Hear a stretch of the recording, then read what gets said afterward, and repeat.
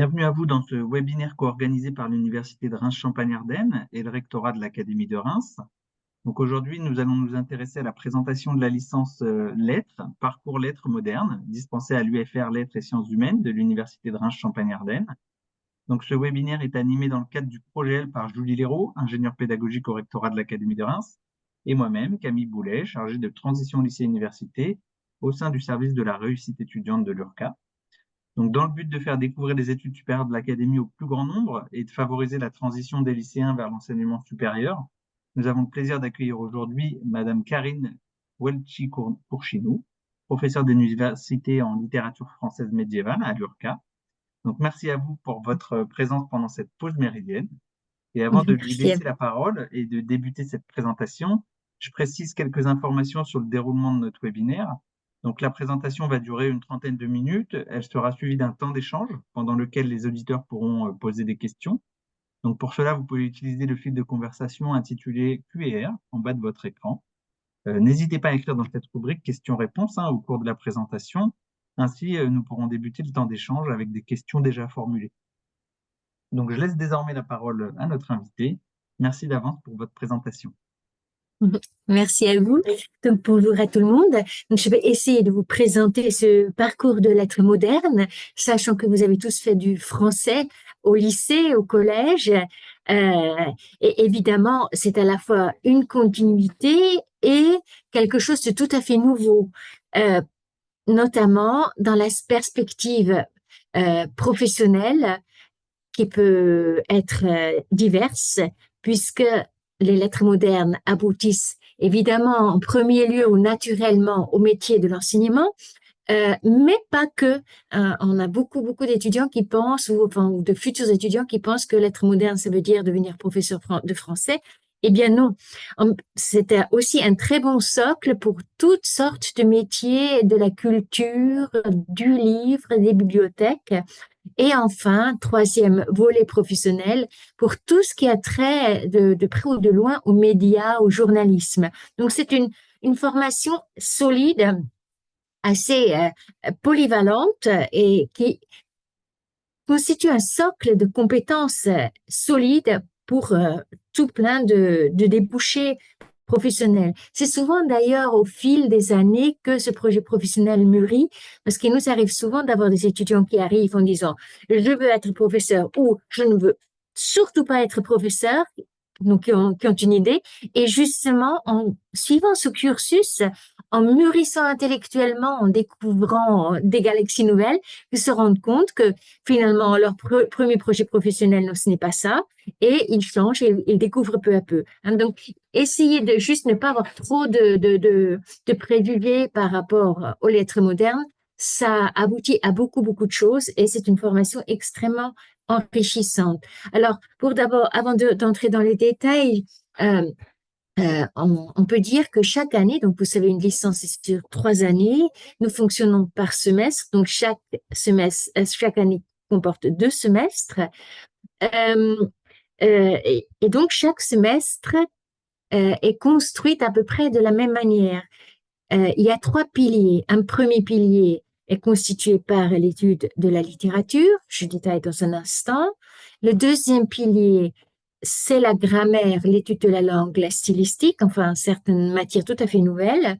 Et le troisième volet, c'est celui qui diversifie un tout petit peu, c'est-à-dire on l'appelle l'outil et langage, où vous continuez une langue vivante, un peu d'informatique, et chaque semestre, il y a un petit volet de pré-professionnalisation. Un semestre, c'est la bibliothèque, un autre semestre, les métiers des médias, etc., pour justement vous donner des éléments concrets pour nourrir votre réflexion quant à votre avenir. Voilà. Alors, maintenant, je vais détailler un tout petit peu, année par année, ce contenu des lettres, sachant que les programmes, le contenu précis, les œuvres d'étudier, ça peut changer tous les ans. Alors, première année, premier semestre, donc le premier pilier, littérature. Évidemment, on va pas commencer, même si chronologiquement ce serait plus logique, par le Moyen Âge, mais par la littérature qui est le plus proche de vous, qui vous parle le plus facilement, à savoir la littérature 19, 20e, 21e siècle. Et chaque semestre, vous avez euh, un enseignement d'histoire littéraire, c'est-à-dire en l'occurrence les grands mouvements, les grands noms du 19, 20, 21e siècle, et à l'intérieur, une ou deux ou trois œuvres que vous approfondirez. Et ça, c'est sans doute une des grandes nouveautés, de dire vous pouvez passer un semestre à étudier une seule œuvre. Et c'est très, très formateur parce que justement, ben, vous apprenez quelque part à lire. Et plus on connaît, plus on approfondit, plus on aime. Et là aussi, j'en profite pour évoquer une autre particularité des études universitaires. Jusqu'ici, vous alliez au lycée, vous écriviez, vous appreniez votre cours, vous lisiez l'œuvre au programme et c'était bon. À l'université, ça ne suffit pas, surtout pas dans nos disciplines. C'est-à-dire, si vous avez une œuvre au programme, d'ailleurs, on encourage beaucoup les étudiants à lire pendant les vacances d'été, y compris les primo-entrants, hein, les programmes sont disponibles à partir de la fin du mois de juin et sinon on les encourage à nous contacter directement, c'est-à-dire les responsables de département, parce que parfois c'est vrai les grandes plateformes c'est un peu lourd à gérer alors que nous on est prêt fin juin, donc il faut lire. Et donc si vous avez telle œuvre au programme, essayez de lire d'autres œuvres du même auteur hein, ou de la même mouvance. Plus vous lisez, plus vous acquérez cette culture et vous apprenez à penser, à structurer un raisonnement, à prendre une distance critique. En fait, des choses qui ne s'apprennent pas comme ça par la volonté. C'est vraiment l'opposé de la table de multiplication, vous voyez. Et donc, voilà. Donc, il faut lire les œuvres au programme, mais lire autour aussi et aller de plus en plus souvent à la bibliothèque. On vous aide, on vous donne des bibliographies. Commencez à lire tout doucement les critiques, toutes ces personnes qui ont passé leur vie à étudier un seul auteur, vous voyez. C'est ça à l'université aussi. Donc, première année, premier semestre, vous avez donc un peu d'histoire, enfin l'histoire de la littérature du 19e, 20e siècle et l'œuvre au programme cette année, par exemple, au premier semestre, ce sont les poèmes saturniens de Verlaine, donc de la poésie. Deuxième grand volet de littérature, ça c'est aussi une discipline nouvelle qui s'appelle la littérature comparée, qui est aussi extraordinairement structurante, enrichissante, et vous l'aurez pendant 3 années. Ça s'appelle donc littérature comparée, où on prend selon, par exemple, un thème, la guerre de Troie. Vous voyez, ça a été traité pour la première fois pendant l'Antiquité, et ce sera traité sans cesse pendant tous les siècles par les auteurs, mais chaque siècle, chaque auteur le traite autrement, jusqu'au XXe siècle. Et donc, on compare à travers le temps et les différentes langues ce sujet. Ça peut aussi être un autre sujet, comme, je sais pas, le fantastique. Donc là, c'est beaucoup plus circonscrit dans une époque, 18-19e siècle, mais on regarde comment en Allemagne, en France ou en Angleterre, on a traité le sujet avec des œuvres au programme. Et ça, c'est extraordinairement enrichissant. Et donc, encore une fois, une discipline relativement récente. Et on a ajouté à cette littérature comparée toujours un volet iconographique, culture et image, parce que justement, littérature comparée, évidemment, c'est d'abord la littérature, mais avec des répliques hein, dans d'autres expressions artistiques, parce que ça aussi, c'est très important, évidemment. On ne ferait pas vraiment de l'histoire de l'art ou ce genre de choses, mais quand même, on vous donne une ouverture sur tout ça. Voilà, donc voilà pour le premier semestre, premier bloc, la littérature. Le deuxième bloc, c'est le bloc langue française. Alors, en première année, ça reste assez classique, c'est-à-dire on revoit les bases de la grammaire française, de l'analyse grammaticale, de l'analyse logique, mais ne froncez pas le nez.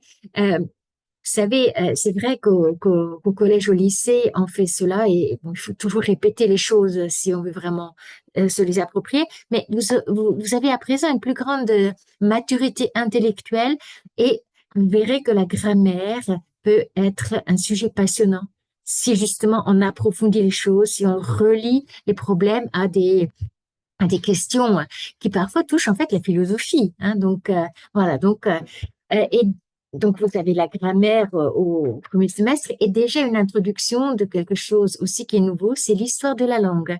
C'est-à-dire peu à peu vous allez apprendre d'abord d'une manière euh, comme une histoire en première année tout ce qui s'est passé entre le latin et le français. Et ensuite, à partir de la deuxième année, ça devient plus technique. Hein. Par exemple, comment Kabaloum est devenu cheval, la transformation de chaque son. Pourquoi vilain, qui veut dire paysan en ancien français, est devenu vilain, donc quelque chose de laid en part entière. C'est-à-dire l'évolution du sens des mots, l'évolution aussi des structures syntaxiques. C'est absolument passionnant. Hein. Voilà. Et donc, vous allez faire ça euh, sur les 3 années. Et en deuxième année, donc, il y aura une nouvelle discipline qui s'ajoutera, mais j'en parlerai dans un instant. Hein. Et donc, toujours, je suis toujours en première année, enfin, premier semestre, donc le renforcement, où vous avez en première année, au premier semestre, un enseignement qui s'appelle Texte fondateur 1 pour le premier semestre, les grands mythes de l'Antiquité, et au second semestre, ce sera la Bible. Hein. Et évidemment, ce sont les grandes références culturelles sans lesquelles on ne peut pas lire ou comprendre une œuvre littéraire ou une œuvre d'art. Et il est évident que, j'ai entendu ça à un moment donné, ça n'a rien à voir avec la religion, hein. Aussi peu chez les auteurs païens, je veux dire, on ne va pas adorer Jupiter que pour ce qui est de la Bible. C'est vraiment un code artistique littéraire, comme le disaient des théoriciens. Et donc, c'est un vivier de références qu'il faut raviver. Et ensuite, toujours dans ce dernier volet, donc vous avez la langue vivante, donc vous pouvez choisir anglais, espagnol, italien, du russe, etc. Et au premier semestre, une révision de la langue française. Donc on n'est pas encore dans la pré-professionnalisation parce que là, il y a une remise à niveau à faire qui est nécessaire pour pratiquement, enfin tout le monde. Voilà. Donc voilà pour le premier semestre, la première année. Donc deuxième semestre, on reprend exactement la même logique. Donc toujours, premier volet littérature, histoire de la littérature française 19-20e. Lire et analyser une œuvre intégrale, ce sera cette fois-ci les alcools d'Apollinaire. Donc on voit que en ce moment, en première année, c'est la poésie.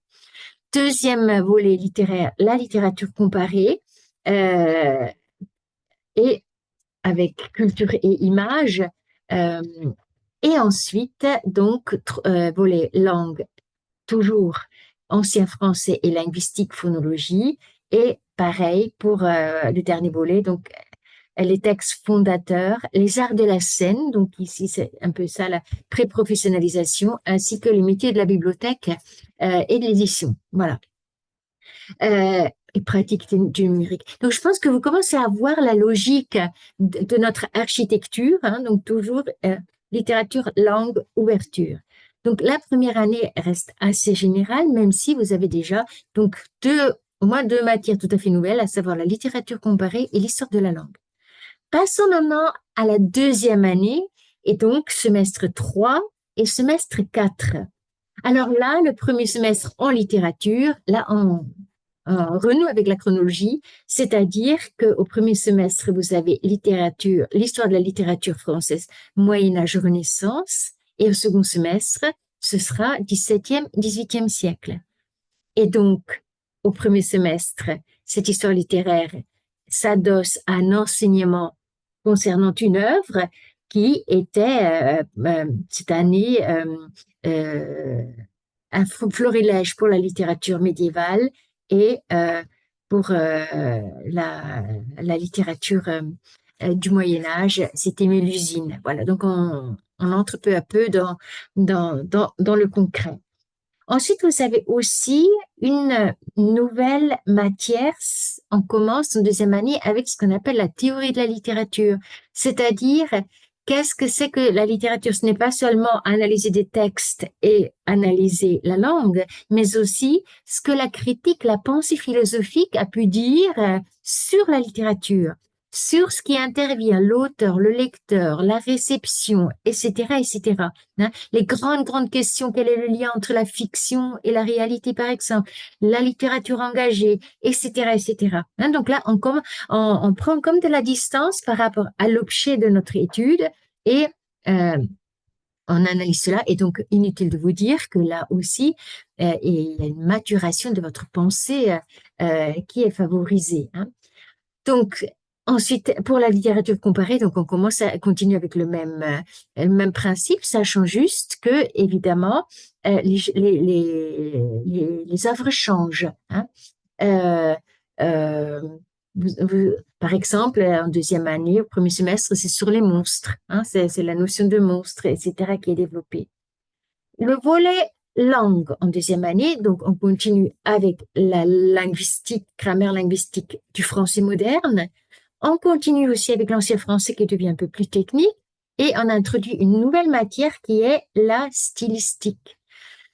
Et là, nous entrons de plein pied dans la perspective des concours parce que, évidemment, hein, je l'ai dit que un des débouchés naturels des lettres modernes, ce sont les concours de l'enseignement. Alors, pour le primaire, vous savez sans doute que vous pouvez choisir à peu près n'importe quelle licence, choisissez la matière que vous aimez et ensuite, ben, vous serez préparé au concours.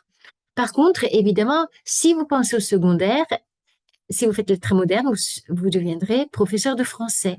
Et donc, il y a deux concours, soit le CAPES, soit l'agrégation. Hein. Bon, je rentre pas trop dans les détails. L'agrégation est un peu plus difficile et vous permet, théoriquement, CAPES c'est plutôt collège, agrégation plutôt lycée, mais dans la réalité, ça ne se passe pas comme ça. Hein. Donc, euh, euh, mais quand même, si l'agrégation, bon, est très, très, très, c'est vraiment un des concours les plus exigeants qui soit.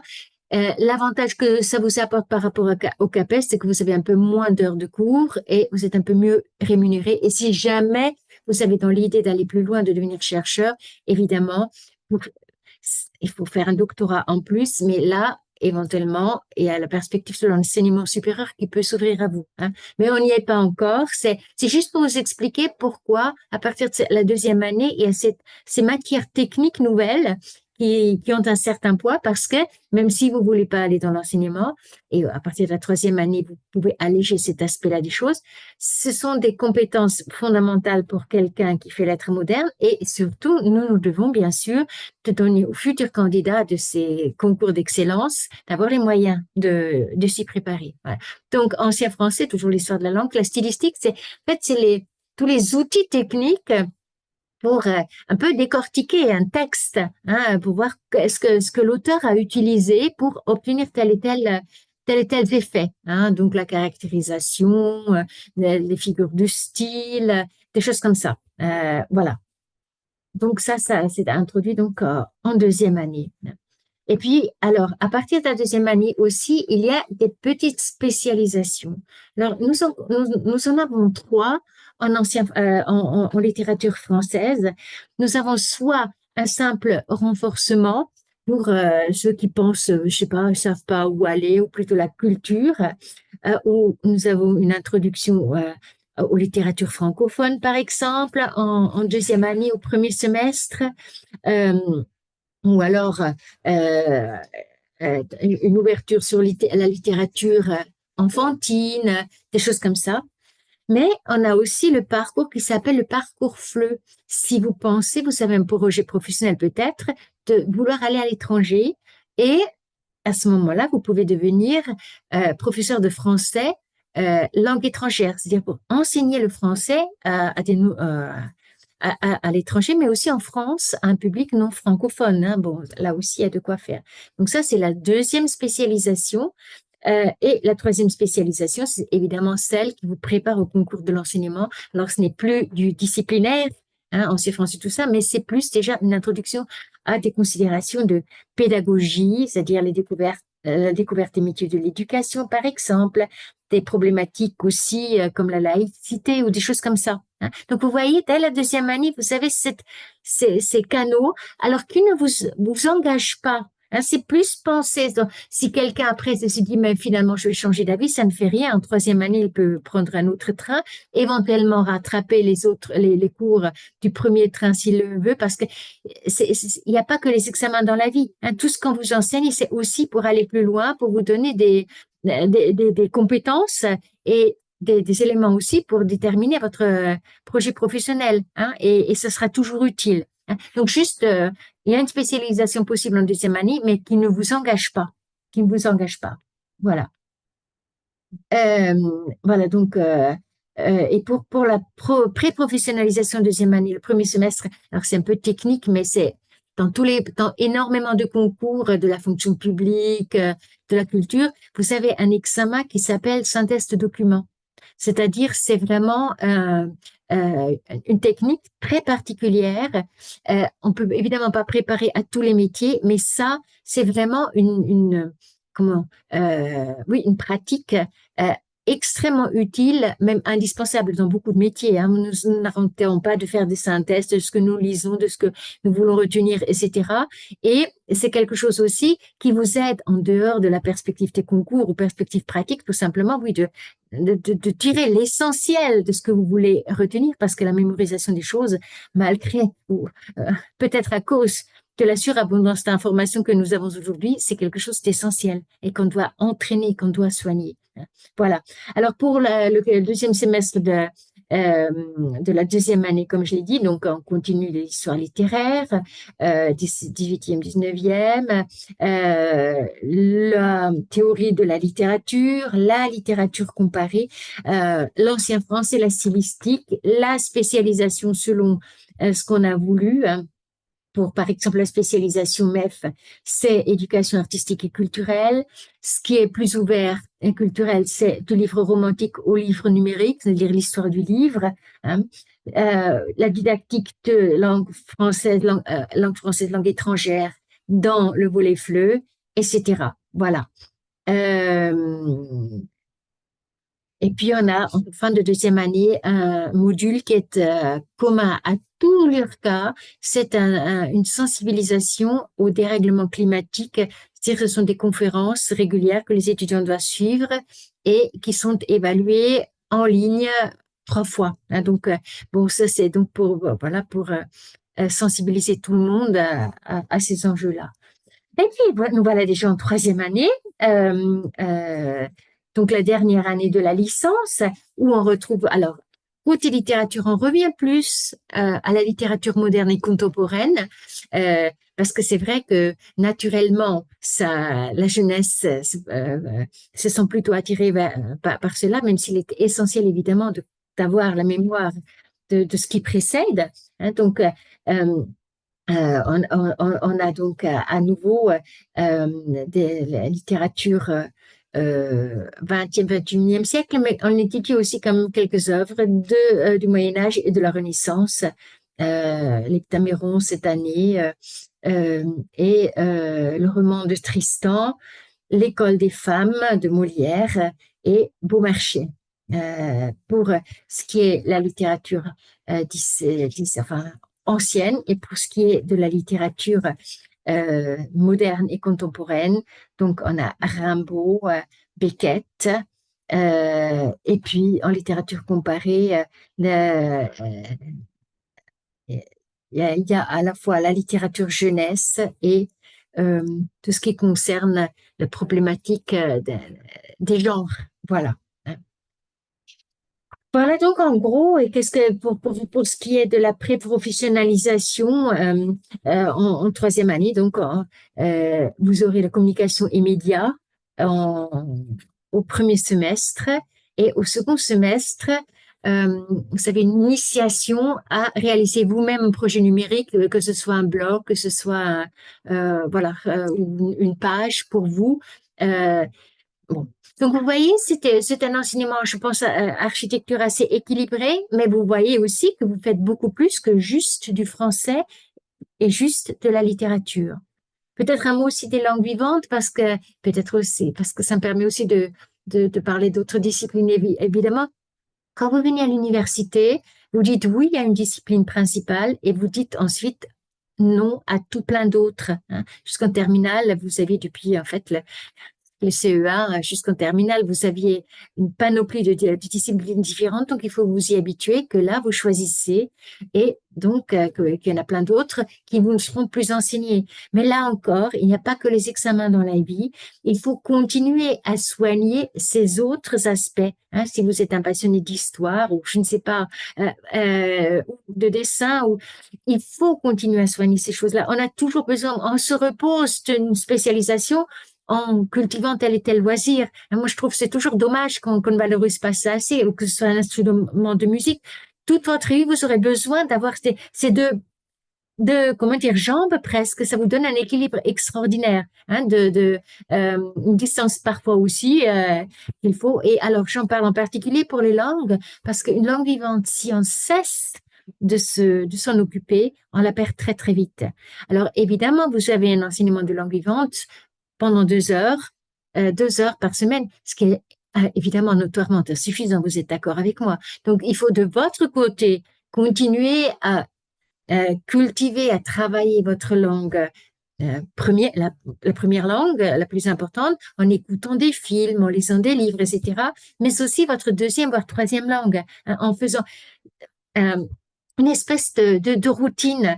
Moi, je conseille toujours à mes étudiants, vous savez, vous avez une vingtaine d'heures de cours, donc beaucoup, beaucoup moins qu'au lycée, beaucoup de temps libre, ce qui peut être un piège, mais qui est surtout une chance extraordinaire pour aller à la bibliothèque, pour travailler. Mais essayez de faire un emploi du temps, de votre temps libre. Pour les cours, c'est l'université qui vous impose la présence dans telle salle, etc. Mais pour le temps libre, c'est vous. Hein. Et donc, vous équilibrez les choses, des grandes plages pour faire des travaux, des exposés, des choses comme ça, des petites plages pour ce qui doit être quotidien, hein, en particulier ces exercices d'orthographe qu'on peut vous donner. Il y a beaucoup de choses où entretenir une langue. Il ne faut pas en faire beaucoup, mais il faut faire régulièrement. Et c'est comme ça que vous allez progresser extraordinairement. Hein. Et évidemment, en laissant aussi du temps libre. C'est très important. Mais voilà, pour moi, cette structuration, cet emploi du temps personnel dans les trous que vous faites de semaine en semaine, c'est essentiel, à mon sens, pour être tous les dimanches soirs à jour. Voilà. Bon, je crois que j'ai dit l'essentiel. Alors, je ne sais pas si vous avez des questions ou des choses que vous voudriez qu'on approfondisse. Oui, ben, on va passer au temps d'échange. Alors, je rappelle à nos spectateurs qu'ils peuvent laisser leurs questions dans le petit onglet Q&R. Donc, n'hésitez surtout pas. Ben, moi, je vais en profiter pour vous poser quelques questions. Alors, on va reprendre pour des lycéens qui nous suivraient. Est-ce qu'il faut avoir suivi des enseignements de littérature, par exemple, ou de philosophie ou d'humanité pour pouvoir postuler en lettres modernes, ou c'est pas très grave? C'est une très, très bonne question. En fait, je vais vous la formuler autrement. Est-ce qu'il faut absolument avoir un bac général ou pas? Et alors, je ne peux pas répondre comme ça la question, heureusement. Pour la réponse à la question, elle est nuancée. Évidemment, si vous avez un bac général, lettres ou autre chose, d'ailleurs, les matheux sont très bons aussi en général, hein, et évidemment, vous avez les prérequis, enfin, les plus souhaitables. Si maintenant vous avez une formation, un bac technique, voire professionnel, ça nous arrive. Évidemment, il faut nous le dire et on fait particulièrement attention à vous en vous donnant, et si possible déjà pendant l'été, des petits travaux supplémentaires et surtout, on vous invite à lire pour éventuellement combler ce retard, sachant que pour la rédaction aussi souvent ça se voit, mais tout le monde a des progrès à faire. Hein. Tout le monde a des progrès à faire. Mais c'est juste, c'est vrai que si vous venez d'une formation un peu plus technique, faut vous accrocher un tout petit peu plus, mais ce qui fait vraiment tout pour la différence, c'est la volonté, c'est la persévérance et la régularité dans le travail et surtout l'enthousiasme qu'on y met. Voyez, la ferveur. Et ça fait des miracles, ça. Hein. Donc, si vous venez d'une filière technique et si vraiment vous sentez que c'est votre voie, et que vous lisez aussi, parce que ça aussi, faut être très franc avec soi-même. Est-ce que j'aime lire et est-ce que je lis pas que des mangas, voyez? Est-ce que j'aime lire du Maupassant? Est-ce que j'aime lire tel et tel auteur du XXe siècle pour moi-même, hein? Peut-être vous l'avez pas fait beaucoup, mais éprouvez-vous. Hein, prenez.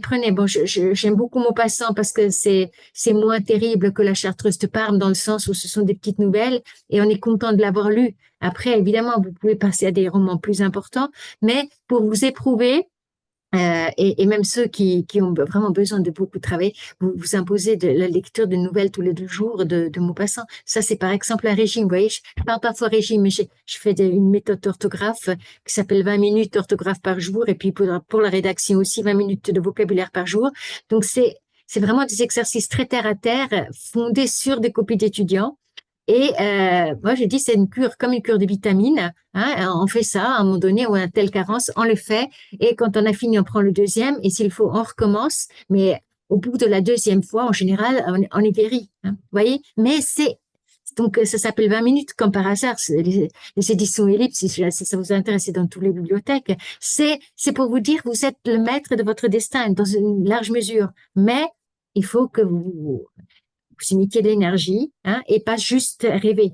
Hein. Voilà, c'est, je sais pas si j'ai répondu de manière positive à la Mhm. question, hein, Oui. et positive et sincère. Hein. Mm.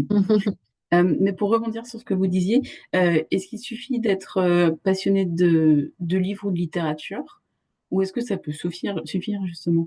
Ah ben, moi, je trouve que c'est le premier atout, quelle que soit d'ailleurs la voie qu'on choisit. Si on est passionné par quelque chose, euh, euh, ce qu'on s'impose comme un pensum pour des domaines qu'on n'aime pas trop, là, on le fait non seulement volontairement, mais d'une manière polémique, vous voyez? Et on est condamné finalement à réussir, vous voyez? Mais il faut que ce soit sincère et encore une fois, pas juste une rêverie. C'est comme, vous savez, on dit toujours, ben, il y a des gens très, très talentueux, etc. Mais oui, bien sûr, mais tous, ils ont travaillé comme des dingues. Bon, vous prenez l'exemple du pianiste, par exemple. Vous prenez aussi le marathonien ou n'importe quel grand sportif. Ils sont peut-être doués au départ. Hein. Ce qui est certain, c'est qu'ils aiment ça au départ. Et après, qu'est-ce qu'ils font? Mais ils s'entraînent, ils s'entraînent, ils s'entraînent, ils s'entraînent. Et c'est ça. Hein. Il n'y a pas de miracle. Et d'ailleurs, dans l'entraînement, il y a enfin, justement, on a de grandes joies. Hein, justement parce que l'horizon, au fur et à mesure, se dégage, devient plus grand et Ok. Je voulais vous demander aussi quels sont les effectifs en première année. Est-ce que ce sont des grandes promos? pas trop en première année. Enfin, en lettres, ce ne sont pas des disciplines aujourd'hui, et d'ailleurs, tant mieux un peu, hein, parce que il y a beaucoup d'étudiants qui sont attirés dans des disciplines comme le droit ou la psychologie parce qu'ils connaissent pas. Et là, il y a beaucoup, beaucoup d'échecs parce qu'en fait, souvent, il y a une fausse image. Il faut vraiment, vraiment approfondir les choses. En lettres, bon, en première année, ils sont 80.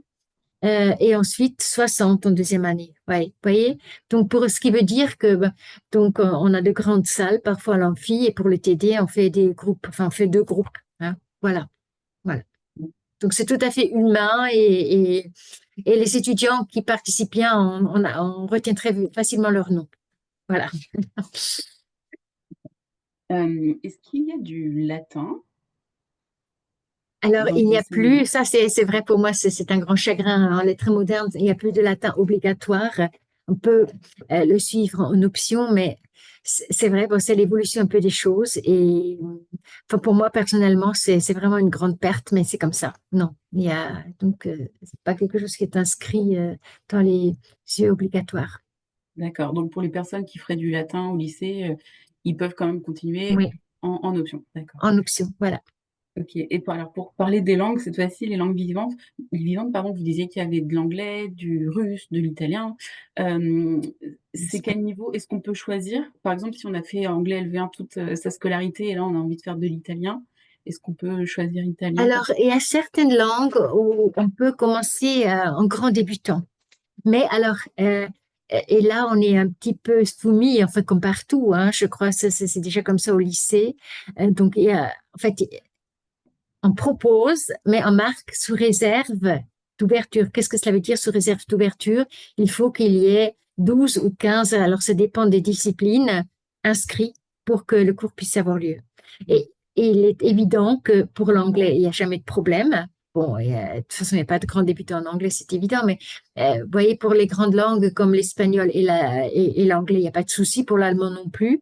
Mais pour les autres langues, ben, c'est ça. Parce qu'on ne peut pas faire un cours avec trois étudiants, sachant en même temps qu'en dehors de l'anglais, ces langues vivantes sont des cours communs à plusieurs spécialités. Donc, c'est-à-dire les étudiants de lettres peuvent côtoyer les historiens, etc. Voilà. Mais, D'accord. ouais, donc Non, vas-y, puis je vous en ça prie, dit, non, non, c'est-à-dire que c'est une réponse normande, quoi. C'est-à-dire, ça dépend. Ça dépend, ça dépend des inscrits. Ouais. D'accord.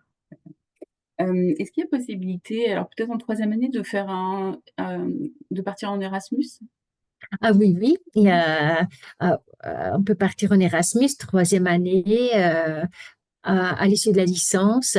Bon, il y en a parfois déjà aussi avant, mais bon, enfin, on encourage plutôt en troisième année, voire après, parce que c'est vraiment la troisième année, ça fait un ensemble et une formation qui est complète à ce moment-là. Bon, après, si on veut faire une rupture entre les deux, c'est tout à fait possible, hein. Mais oui, l'Erasmus, c'est un programme qui est ouvert à tout le monde. D'accord. Je voulais revenir sur les cours de remise à niveau. En fait, ça veut dire qu'on a beau adorer la littérature, parfois on peut faire des fautes. Donc, c'est-à-dire qu'on peut quand même faire des fautes. Il y aura ces cours pour nous donner confiance et Oui. se remettre à niveau, hein, c'est ça? Tout à fait. Donc, en première année, on l'impose maintenant. Et en fait, c'est des remises à niveau où on fait des exercices en particulier sur des fautes. C'est toujours un peu les fautes d'inattention, en fait, hein, d'accord. Bon, après, il y a aussi les géminées ou des problèmes ponctuels. Mais en fait, c'est surtout une prise de conscience parce que les étudiants arrivent, ils ont 18 ans, ils ont 20 ans, ils savent lire, etc. Mais il y a quelque chose qui n'a pas été fait au niveau de l'automatisation. Voilà. Donc, et même dans les autres cours, hein, on fait vraiment, on les entraîne et on leur donne des recettes. Mais après, c'est pareil, hein, l'orthographe ou le style, tout ça, ça se travaille. On leur donne des choses très concrètes à faire et ça peut aller dans des exercices, notamment de manuel dont je vous ai parlé, mais aussi quelqu'un qui a vraiment beaucoup de mal, copier 5 minutes un grand auteur. C'est des choses tout élémentaires, mais on a un inconscient absolument merveilleux. Il se fait tellement de choses sur l'inconscient. Le passage de la main dans les yeux, etc., des yeux aux mains. Et à nouveau, il y a des choses qui se créent. Je veux dire, nous savons tous les plus brillantes idées ou n'importe quoi, ça nous vient, on ne sait pas comment, on n'a pas pris dessus, mais on peut aider en se confrontant à la chose, hein. Mais surtout, ne pas considérer ça comme une fatalité, je l'ai toujours été, etc. Et donc, trouver un prétexte, parce qu'on a tout ça, quelque part, petite tendance à la paresse, c'est normal, hein. Donc, il faut combattre ça en voyant justement le but, quoi. Enfin, c'est ça, hein. Si on le fait très régulièrement, les progrès, on les voit très vite, très, très vite. D'accord. Est-ce que vous conseilleriez une licence de lettres modernes à quelqu'un qui rêve de devenir écrivain? Bien sûr, on en a beaucoup, hein, on a beaucoup. Et bien sûr, avant d'écrire, il faut lire, il faut avoir lu les autres, il faut les avoir euh, fréquentés, tout à fait. Et je dis toujours Rimbaud, vous savez, il y a parfois des gens qui s'autoproclament artistes parce qu'ils ont fait trois ou quatre. Bon, ça peut arriver, mais Rimbaud, pour moi, c'est un très, très bon exemple parce qu'il savait faire des vers en latin, en grec, avant de révolutionner le système métrique français. Voilà, c'est une espèce d'humilité qui fait, bien sûr, on peut être génial, mais apprenons aussi de ceux qui nous ont précédés, hein. Au Moyen-Âge, on dit nous sommes des nains juchés sur des épaules de géants. C'est-à-dire, bon, ça a l'air d'être très modeste. C'est-à-dire, c'est vrai, on est petits, eux, ils étaient plus grands. Mais oui, mais si on passe sur leur épaule, si on assimile ce qu'ils ont, on est plus grand qu'eux. Voilà, c'est une très belle image et c'est ça. Une question dans le chat, est-ce qu'il y aura des stages en milieu professionnel? Oui, en licence, à partir de la licence, c'est obligatoire selon ce que vous choisissez, l'enseignement ou autre chose. Et on encourage aussi les étudiants s'ils peuvent faire des stages pendant les vacances d'été qui sont assez longs.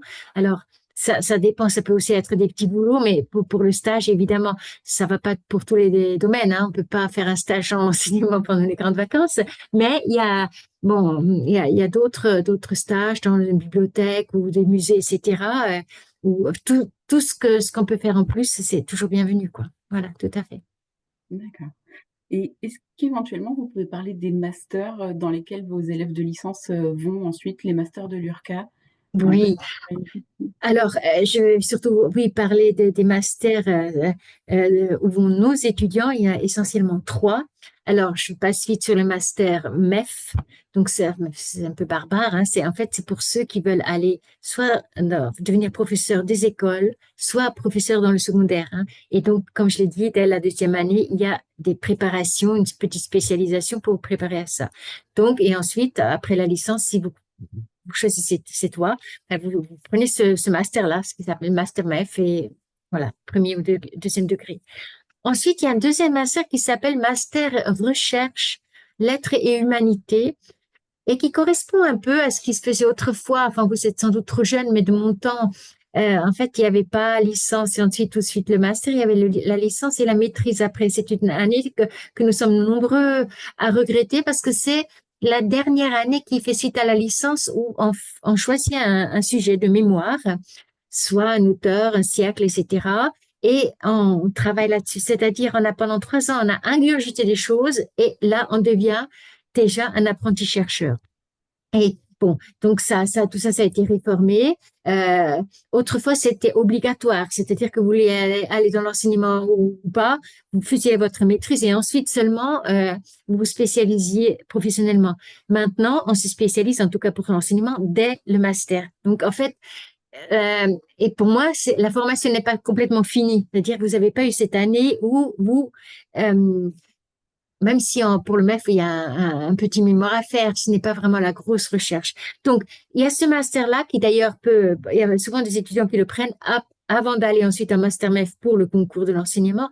Et donc, c'est un master où on parle évidemment de grandes problématiques littéraires, ou linguistiques selon la spécialisation de chaque professeur. Bon, là, pour nous aussi, c'est le seul endroit où on peut enseigner, parce que nous sommes tous évidemment spécialistes d'un domaine.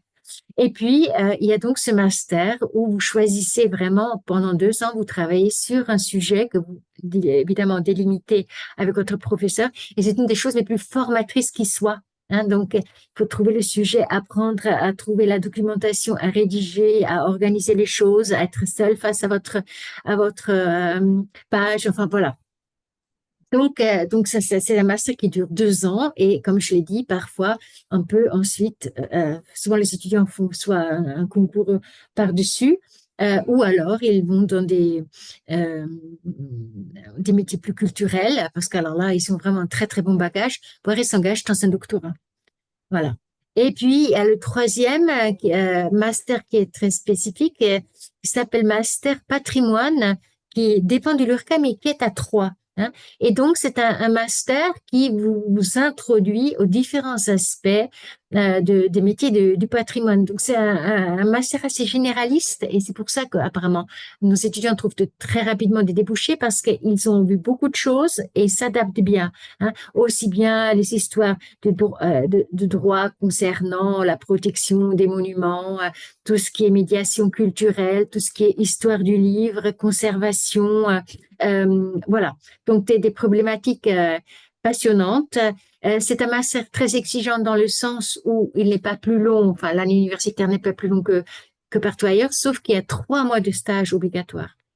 C'est-à-dire que les étudiants de ce master-là, ils rentrent comme tout le monde début septembre, mais il faut que les enseignements soient terminés fin février, début mars, pour justement dégager ce temps du stage. Voilà. Merci. Une question dans le chat, comment sont réparties les heures de cours sur la semaine et peut-être pour aller plus loin, quel est le volume global par exemple en première année, si vous l'avez en tête? Oui, oui. Donc, on dit toujours une vingtaine d'heures, parce qu'après, ça dépend de certaines options. Ça peut être un peu plus, un peu moins, 25 heures. Et alors là, par contre, ça, c'est aussi une grande différence par rapport au lycée. Hein. C'est-à-dire, vous avez des jours où vous avez plein de cours, d'autres où beaucoup moins. Vous pouvez avoir des trous. Et c'est pour ça aussi que je dis tellement, il faut organiser votre temps libre, hein, et ne pas glandouiller quand vous avez 2 heures de pause. Et en général, il y a une certaine régularité, mais euh, il n'y a aucune semaine qui ressemble complètement à l'autre. Voyez, parce qu'il y a des cours qui sont semestriels, il y a des cours où il y a 4 séances, il y a des cours où il y a 10 séances. Donc, il faut vraiment. Alors, si la question est posée par rapport au petit boulot, donc c'est vrai, c'est une question cruciale. C'est toujours un peu délicat dans le sens où, surtout la première année, il faut il faut vraiment, vraiment te donner tous les moyens de s'adapter, notamment s'adapter à cette nouvelle liberté, parce qu'il y a beaucoup de travail seul, mais il y a des étudiants qui ont des petits boulots, euh, que ce soit du soutien scolaire, ils vont chercher des enfants, etc. Et il y a des moyens aussi de demander des dispenses d'assiduité et de contrôle continu, et donc en fait de passer juste les examens terminaux pour ces étudiants-là. Mais évidemment, ça ne remplacera jamais la présence, voyez, donc, il faut vraiment bien trouver un bon équilibre entre travail et études pour ne pas compromettre vos études parce que vous travaillez. Et surtout, si vous devez travailler, essayer de trouver un petit boulot qui s'adapte à ça. Hein. Fin de journée, voir il y en a aussi qui travaillent dans des supermarchés, des choses comme ça le samedi. Vous voyez, il y a... Voilà. Et d'autant plus justement que l'emploi du temps n'est pas régulier. Hein. Vous pouvez pas dire que, je veux dire, je finis tous les jours à 16h30, donc je peux m'engager pour être libre tous les jours à 17h. Non, on peut pas. D'accord. Alors moi, j'aurais une dernière question. Donc, quel conseil vous donneriez à des lycéens pour réussir sa première année? Donc, les lettres modernes, vous avez conseillé de lire, de s'entraîner hein, à l'orthographe. Vous avez dit aussi d'établir un emploi du temps, surtout pour les moments où on n'a pas cours. Quels autres conseils vous donneriez pour réussir sa première année? Euh, Moi, je pense toujours, vous savez, on a quelque chose de merveilleux. Déjà, quand on est tout petit, il y a des plats qu'on aime et des plats qu'on n'aime pas. Et ce n'est pas anodin. Alors, vous découvrirez des auteurs ou des concepts ou des matières qui vous passionneront et d'autres beaucoup moins. Alors, ceux qui ne vous passionnent pas, faites ce qu'il faut, mais sans plus. Parce qu'on a tendance parfois presque pour s'auto-punir. J'aime pas, je suis pas bon, donc il faut que je mette le paquet là. Moi, je vous conseille de faire le contraire. Parce que le goût, c'est quelque chose que le destin nous indique où nous devons aller pour être épanouis dans la vie. Où est notre destin? Et donc, s'il y a un auteur ou une problématique ou quelque chose qui vous passionne, mais éclatez-vous.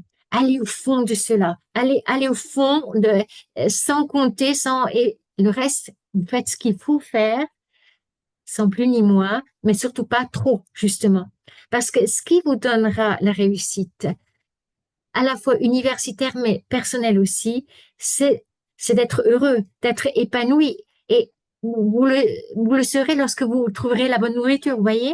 La bonne nourriture, vous le sentez parce que vous l'aimez ça, vous aimez ça. Si vous, tel auteur, donc vous allez à fond, soyez pas tiède quand c'est comme ça. Hein. Allez à fond et sans compter, donnez-vous, approfondissez. Et je vous assure que là, oui, euh, vous irez loin et de tout point de vue, hein, loin de parce on n'est pas que professionnel, hein, c'est aussi équilibré, être très bien dans nos baskets, être agréable pour notre entourage, voilà, c'est tout, c'est ça. Hein.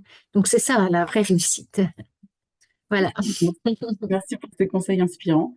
Moi, pour ma part, je n'ai pas d'autres questions. Il n'y en a plus dans le chat. Donc, Camille, je te passe la main si tu veux poser des questions ou si tu veux conclure. Et ben donc pour conclure ce webinaire, je remercie une nouvelle fois Madame Karine Welchi-Corfinou pour sa présentation claire, concise et pleine de passion. Donc On se merci à remercie. tous nos spectateurs de nous avoir suivis pendant cette heure. Je vous rappelle que vous pouvez retrouver l'ensemble de la programmation de nos webinaires et de nombreuses ressources sur le site univ-reims.fr dans la rubrique orientation et insertion. Malheureusement, cette année, l'UFR-LSH ne participe pas un jour à l'université, mais n'hésitez pas à vous inscrire malgré tout pour découvrir l'université en immersion. Hein. Il y a plein d'activités qui vous sont proposées. Donc, je donne rendez-vous à cette UFR l'année prochaine. Et je vous souhaite donc une bonne continuation et au plaisir de vous retrouver en ligne ou sur les campus de l'URCA. Au revoir et à bientôt.